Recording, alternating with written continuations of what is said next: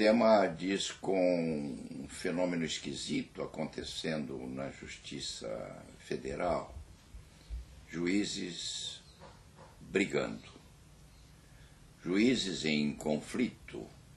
Não há conflitos dentro do Poder Judiciário, deve haver competência igual, que se resume na disputa pelas competências formalmente estabelecidas. E há a hierarquia, dentro do princípio de que o menos graduado obedece à graduação maior.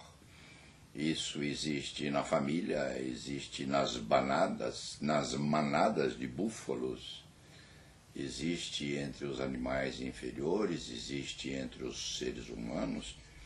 E dizem que até no céu há hierarquias, porque existem as almas penadas, aquelas que estão no purgatório, aquelas em via de chegarem às nuvens, há os anjos, os arcanjos, São Pedro, Nossa Senhora e, finalmente, há Deus. É mais ou menos assim na humanidade.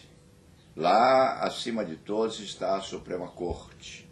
E a Suprema Corte precisa ser obedecida quando ela determina que as chamadas instâncias inferiores se adaptem às suas determinações. O que aconteceu na Justiça Federal da Terceira Região, no chamado juízo de primeiro grau, é alguma coisa que não foi ainda bem desbastada, porque consta que um juiz de primeiro grau teria desobedecido ao Supremo Tribunal Federal. Isto é desimportante no momento, o que é extremamente angustiante. E nisso os advogados estão quietos.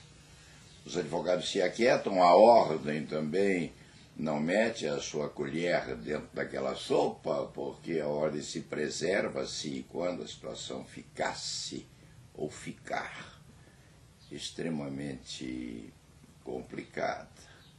Os advogados estão perplexos e calados, porque é princípio na advocacia criminal que os defensores se aquietem quando os fados se desenvolvem à margem de procedimentos que interessem às respectivas atividades profissionais. É assim e não é assim, porque um vetusto criminalista com 51 anos de advocacia criminal tem o direito, pela antiguidade, de dizer aos eminentes magistrados, de afirmar ao tribunal e de afirmar também à Suprema Corte, que aprendeu a advogar quando a justiça era extremamente discreta. Os juízes eram ícones.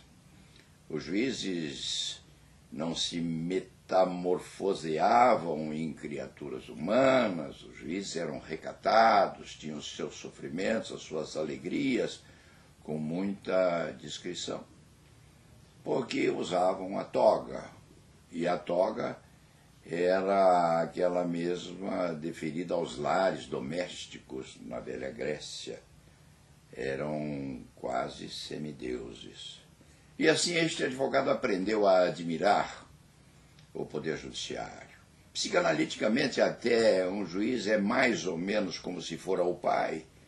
É o pai disfarçado de magistrado, porque o homem precisa obedecer.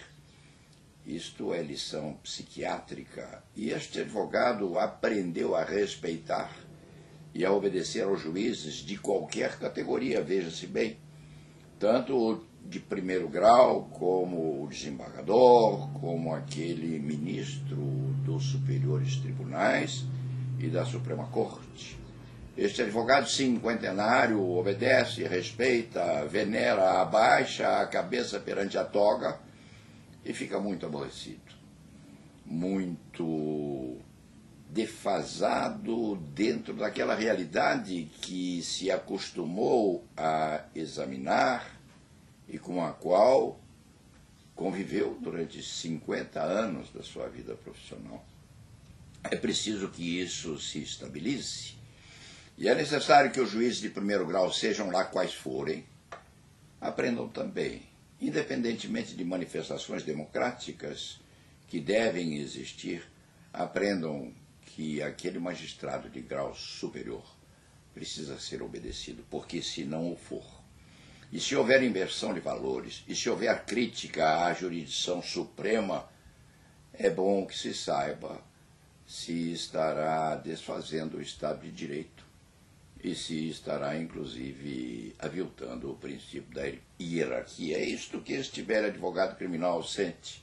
Se a ordem não o diz, porque a ordem também é recatada e fica aguardando como uma severa mãe que as coisas se estabilizem, é preciso que a própria ordem saiba que quando há alguma fenomenologia inadequada na corporação, os juízes intrometem a sua vontade na ordem, promovem ações no Supremo Tribunal Federal para desfazimento do Estatuto.